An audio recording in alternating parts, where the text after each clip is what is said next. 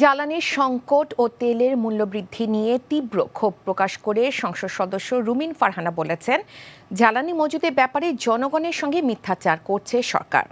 দুপুরে জাতীয় সংসদ অধিবেশনে তিনি বলেন, মার্কেট রাত ৮টার পরিবর্তে ৭টায় বন্ধের সিদ্ধান্ত অত্যন্ত অদূরদর্শী।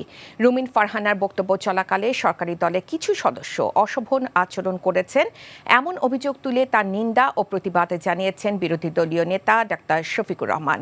এদিকে অসাধু ব্যবসায়ীদের তেল মজুদের কারণে পাম্পগুলোতে কৃত্রিম সংকট তৈরি হচ্ছে বলে জানিয়েছেন জ্বালানি মন্ত্রী ইকবাল হাসান মাহমুদ টুকু। এদিকে চিফ হুইপের কার্টুন আঁকার কারণে একজনকে জেলে নেওয়া হয়েছে। সংসদ সদস্য হাসনাত আবদুল্লাহ অভিযোগ আনলে চিফ হুইপ নুরুল ইসলাম মনি বলেন, তার বিরুদ্ধে শুধু কার্টুন আঁকার কারণে কাউকে গ্রেফতার করা হলে তাকে যেন ছেড়ে দেওয়া হয়, তবে মানহানি বা মানি লন্ডারিং নিয়ে অসত্য খবর ছড়ালে তার বিরুদ্ধে ব্যবস্থা নেওয়া যেতে পারে।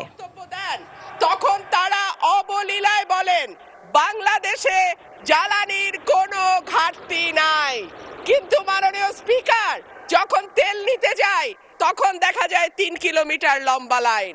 মাননীয় স্পিকার, সরকার সম্ভবত কিছু পদক্ষেপ গ্রহণ করবার ঘোষণা দিয়েছে। তার একটা হচ্ছে মার্কেট প্লেস ৭টা বাজে বন্ধ করে দেয়া। চমৎকার সিদ্ধান্ত মাননীয় স্পিকার, তবে মনে রাখতে হবে কেনা কাটা বা শপিং যেটুকু হয় সেটুকু সন্ধ্যার পরেই হয়, তার আগে হয় না।